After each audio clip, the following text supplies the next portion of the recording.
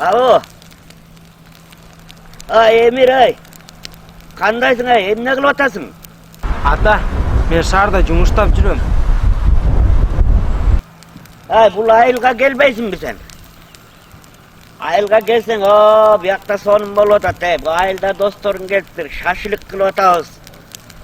Атаң көр сонун салаттарды алып келиптир. Балык кармап келишиптир.